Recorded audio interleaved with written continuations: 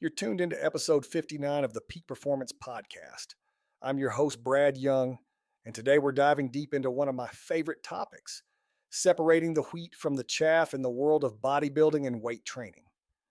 After 15 years in this industry, I've heard just about every training myth imaginable. Some of them are harmless bits of gym folklore that get passed down from generation to generation, but others, they're actively holding you back from reaching your true potential. Today, we're going to dissect the most persistent myths that continue to circulate in gyms worldwide. More importantly, we'll explore what the science actually tells us. Because here's the thing, when you understand the why behind effective training, you stop wasting time on ineffective methods and start making real progress. So grab your protein shake, settle in, and let's get started on this myth busting journey together. The foundation why myths persist. Before we dive into specific myths, let's understand why they stick around. Like that one guy who never re-racks his weights. Bodybuilding culture has always been built on tradition and anecdotal evidence. When a champion bodybuilder swears by a particular method, it becomes gospel, regardless of whether science supports it. The fitness industry also loves complexity. Simple science-based approaches don't sell as many supplements or training programs as elaborate systems with mystical-sounding principles. Add in the fact that correlation often gets confused with causation, and you've got a perfect storm for myth propagation. Think about it. If someone gets jacked while following a particular routine, they'll credit the routine, even if their gains came from consistent training, progressive overload, and eating enough protein. The human brain loves to find patterns even when they don't exist. Myth number one, the muscle confusion theory. The myth. Your muscles need constant variety to keep growing. If you do the same exercises repeatedly, your muscles will adapt and stop growing. The reality. Muscles don't get confused. They respond to progressive overload, regardless of exercise variation. Let me tell you something that might shock you. Your muscles are pretty simple creatures. They don't have brains, they don't get bored, and they certainly don't need entertainment. What they do need is consistent progressive challenge, and the science is clear on this one.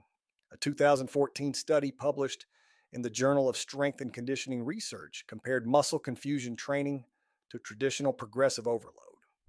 The progressive overload group, the ones doing the same exercises with gradually increasing weight, gained significantly more muscle mass. Here's what actually drives muscle growth: mechanical tension, metabolic stress, and muscle damage. These factors are optimized through progressive overload, gradually increasing the demands on your muscles over time. Whether you're doing barbell curls or hammer curls is far less important than whether you're lifting more weight, doing more reps, or creating more time under tension than last week. Now, I'm not saying exercise variation is worthless. Variety can help prevent overuse injuries, address muscle imbalances, and keep training mentally engaging. But the idea that you need to constantly switch exercises to keep your muscles guessing, that's marketing genius, masquerading as exercise science. Myth number two, the anabolic window. The infamous anabolic window, that magical 30 to 60 minute period after your workout when your muscles are supposedly primed to absorb nutrients like a sponge. If you've ever seen someone chugging a protein shake before they've even finished their last set, you've witnessed this myth in action. The story goes like this. Immediately after training, your muscles enter a hyperactive state where they'll absorb protein and carbohydrates at an accelerated rate.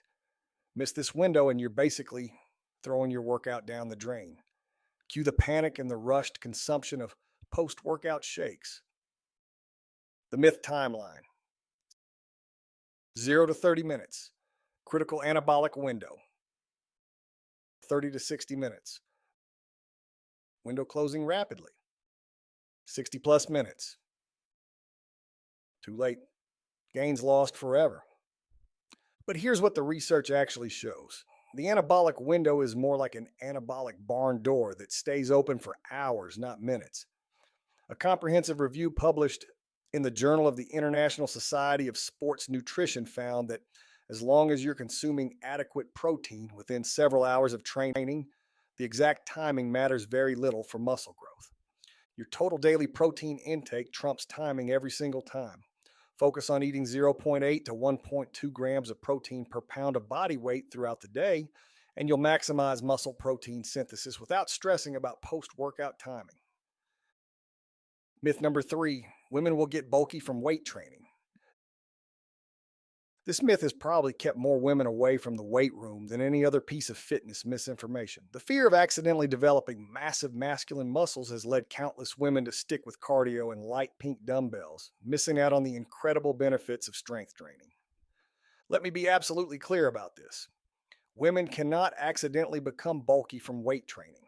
The physiological differences between men and women make this virtually impossible without extreme measures. Women have approximately 15 to 20 times less testosterone than men. Testosterone is the primary hormone responsible for muscle growth and development. Without pharmaceutical assistance, women simply don't have the hormonal profile to build large amounts of muscle mass quickly. What strength training actually does for women is incredible. It increases bone density, reduces the risk of osteoporosis, improves metabolic rate, enhances functional strength, and creates that toned, athletic look that most women are actually seeking.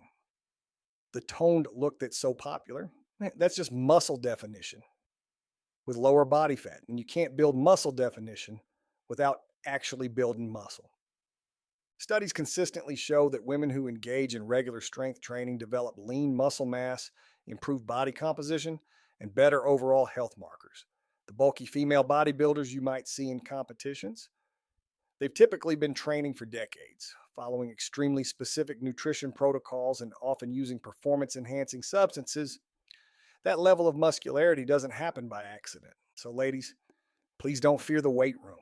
Those heavy barbells are your friends, not your enemies.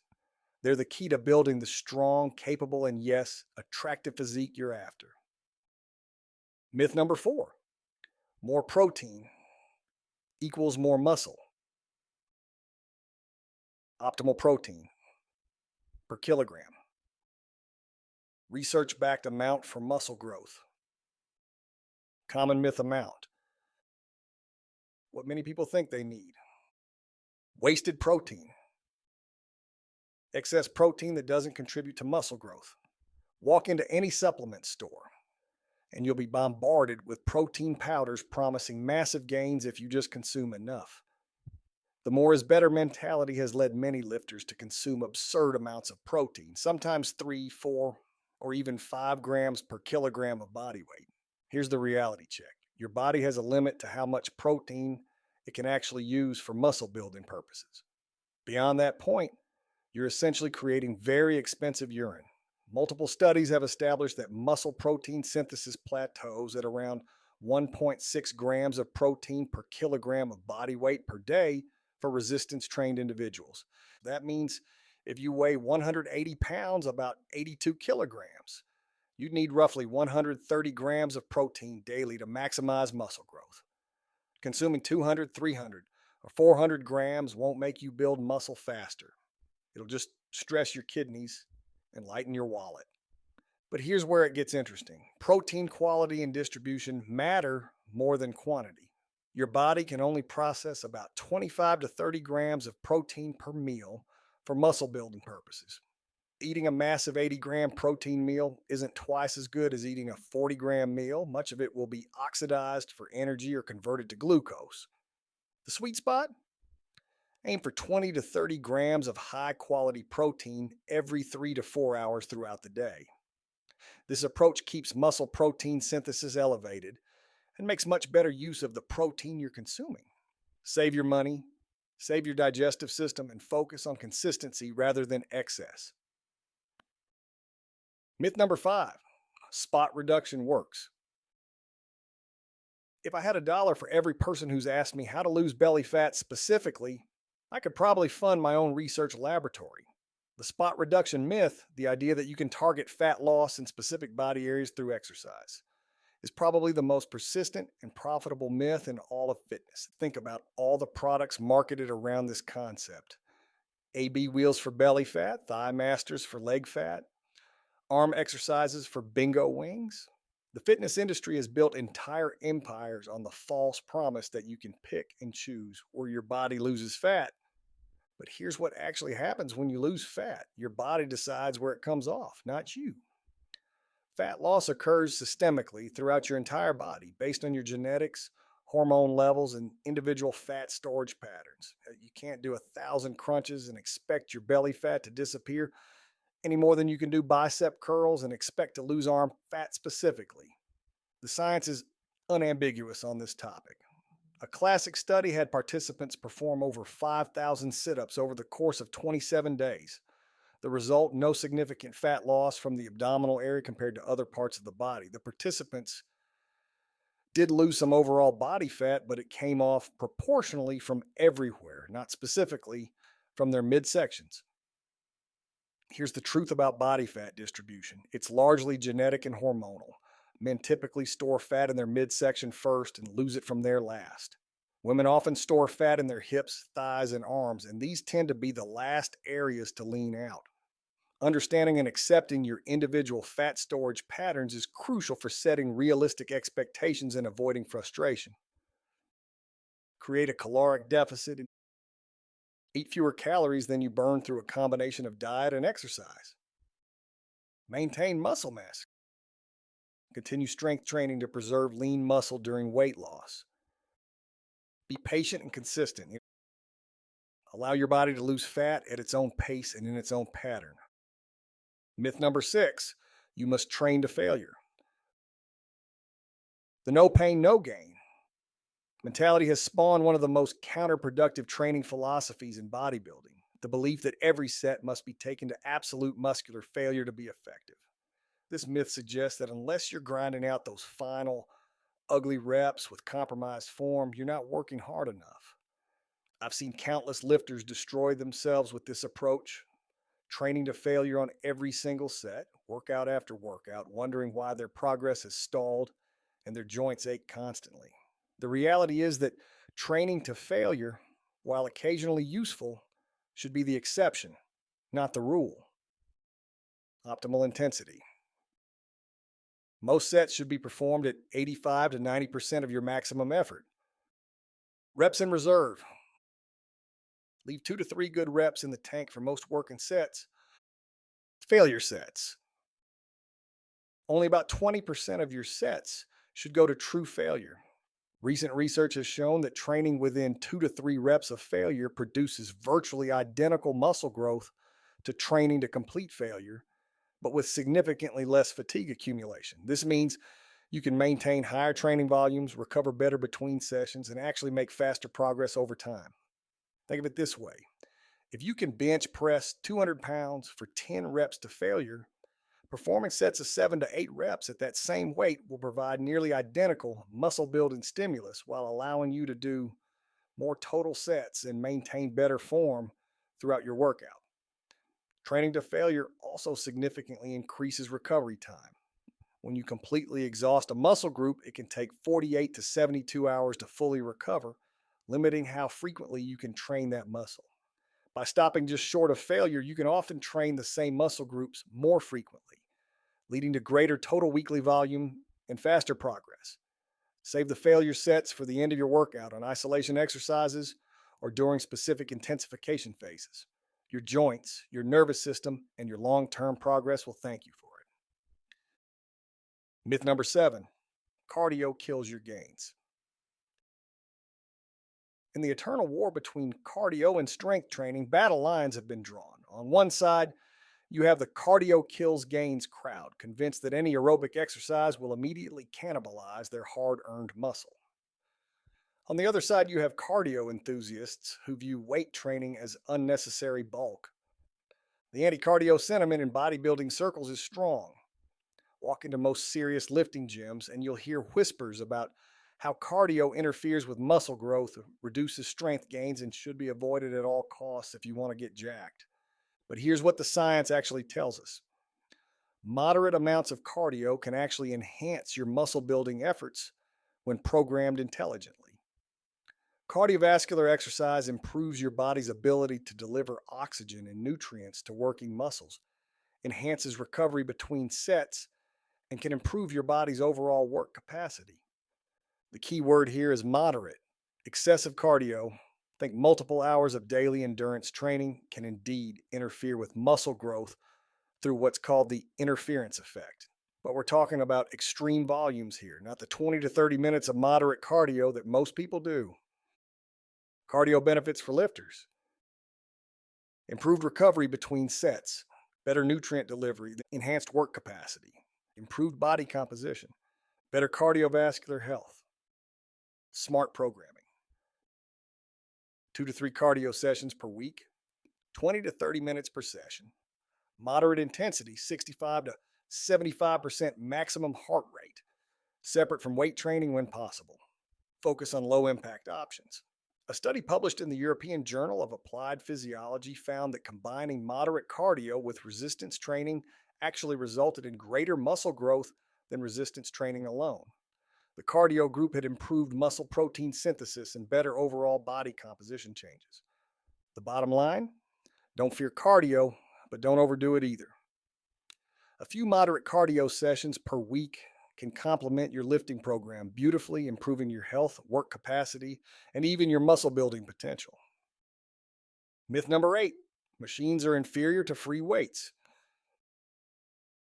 In the hierarchy of gym equipment snobbery, free weights reign supreme, while machines are often relegated to beginner status or dismissed as ineffective. This bias has created an almost religious devotion to barbells and dumbbells, with many lifters avoiding machines entirely out of fear of being labeled as less serious about their training. The argument typically goes like this: free weights are more functional. They engage stabilizing muscles. They're more like real-world movements. And machines are just easy shortcuts that don't build real strength. While there's some truth to these points, the reality is far more nuanced. Free weight advantages: greater stabilizer muscle activation, more functional movement patterns, improved coordination and balance. Machine advantages: safer for beginners, better muscle isolation, consistent resistance curve, reduced injury risk. Recent research has shown that machines can be just as effective as free weights for building muscle mass. A 2020 study comparing machine-based training to free weight training found virtually identical muscle growth between groups. The key factor wasn't the equipment used, but the progressive overload applied and the consistency of training. Machines offer several unique advantages that free weights can't match. They provide a fixed movement path, which can be incredibly valuable for targeting specific muscles without the complexity of stabilization. This makes them excellent for isolation work, rehabilitation, and training around injuries. Consider the leg extension machine. While it's often dismissed as non-functional, it provides a level of quadriceps isolation that's impossible to achieve with free weight exercises alone. When you're trying to bring up lagging quads or work around a knee injury, that machine becomes invaluable. The smart approach is to use both free weights and machines strategically. Free weights for compound movements that build overall strength and coordination, machines for isolation work and specific muscle targeting. This combined approach gives you the best of both worlds and maximizes your training options. Myth number 9: light weights don't build muscle. The go heavy or go home mentality has convinced many lifters that only heavy weights in the 1 to 6 rep range can build serious muscle. This myth suggests that if you're not grinding out low rep sets with maximum weight, you're wasting your time and won't see meaningful muscle growth. This belief has led to countless injuries, ego lifting, and missed opportunities for muscle development. The truth is that muscle growth can occur across a much wider rep range than most people realize, and lighter weights can be incredibly effective when used properly. Groundbreaking research has completely revolutionized our understanding of rep ranges and muscle growth. Studies have shown that you can build equivalent muscle mass using weights as light as 30% of your 1 rep max, provided you take those sets close to failure. This means you can build just as much muscle doing 20 rep sets with lighter weights as you can do in 6 rep sets with heavy weights. Heavy 1 to 6 reps maximizes strength, requires longer rest periods, higher injury risk. Moderate, 6 to 15 reps. Optimal balance of strength and hypertrophy, most time efficient. Light, 15 to 30 plus reps. Joint friendly, great for metabolic stress, excellent for muscle endurance. The key mechanism here is mechanical tension and metabolic stress. Heavy weights create high mechanical tension but limited metabolic stress. Light weights, when taken to or near failure, create significant metabolic stress and still provide adequate mechanical tension for growth. Both pathways can stimulate muscle protein synthesis effectively. Lightweight training offers several practical advantages. It's easier on your joints, reduces injury risk, allows for perfect form, and can be particularly effective for smaller muscle groups that respond well to higher volume. Many people also find high rep training more mentally engaging and less intimidating than heavy lifting. The most effective approach combines multiple rep ranges throughout your training week. Use heavy weights for compound movements to build strength and neural adaptations, moderate weights for your primary hypertrophy work, and lighter weights for isolation exercises, pump work, and active recovery sessions. Myth number 10, you need perfect genetics. Perhaps the most destructive myth in all of bodybuilding is the belief that significant muscle growth and impressive physiques are reserved for those blessed with superior genetics. This myth has convinced countless people to give up before they've even given themselves a fair chance to succeed. You've heard the excuses. I don't have the genetics for this. I'm not built like those guys. Some people are just naturally muscular. While genetics certainly play a role in determining your ultimate potential, they play a much smaller role in your initial years of training than most people believe. Effort and consistency. Your results are primarily determined by training consistency and effort. Genetics. Genetic factors become more important at advanced levels. Other factors. Environmental factors, luck, and other variables. Here's a reality check. Most people never even scratch the surface of their genetic potential. Studies show that the average person can gain 20 to 40 pounds of lean muscle mass over their first few years of proper training. That's enough to completely transform your physique, regardless of where you started. Genetics mainly influence your rate of progress and your ultimate ceiling, not your ability to build impressive amounts of muscle. Some people might gain muscle slightly faster, some might have better muscle shape or insertion points, and some might respond better to certain types of training. But everyone, and I mean everyone, can build substantial muscle mass with proper training and nutrition. The people who blame genetics are often the same ones who train inconsistently, eat poorly, don't get enough sleep, and give up after a few months when they don't see dramatic changes. They're looking for an excuse rather than looking for solutions. Focus on what you can control. Your training consistency, your nutrition quality, your sleep habits, your stress management, and your patience. Maximize these factors for several years and you'll be amazed at what your supposedly bad genetics can accomplish. Remember, the goal isn't to look like someone else. It's to become the best version of yourself. And that's entirely within your genetic capabilities. The science-based training revolution. Evidence-based approach. Base your training decisions on peer-reviewed research rather than gym folklore and marketing claims. Progressive overload. Focus on gradually increasing training. Demands over time through load, volume, or intensity progression. Individual optimization. Customize your approach based on your goals, preferences, and lifestyle constraints. As we wrap up today's myth-busting session, I want to emphasize something crucial. The fitness industry is undergoing a science-based revolution. More than ever before, we have access to high-quality research that can guide our training decisions. We no longer have to rely on what the biggest guy in the gym says or what worked for champion bodybuilder decades ago. This doesn't mean we should completely disregard experience and practical application. The best approach combines scientific principles with real-world implementation. Use research to understand the fundamental mechanisms of muscle growth, fat loss, and performance enhancement, then apply that knowledge to your individual circumstances. The beauty of science based training is its flexibility. Instead of following rigid rules and dogmatic approaches, you can make informed decisions about what works best for you. Can't get to the gym 6 days a week? Research shows you can make excellent progress with 3 well-designed sessions. Don't like heavy squats?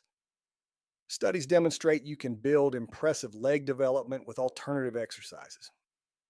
Remember, the goal isn't to be perfect, it's to be consistently good enough.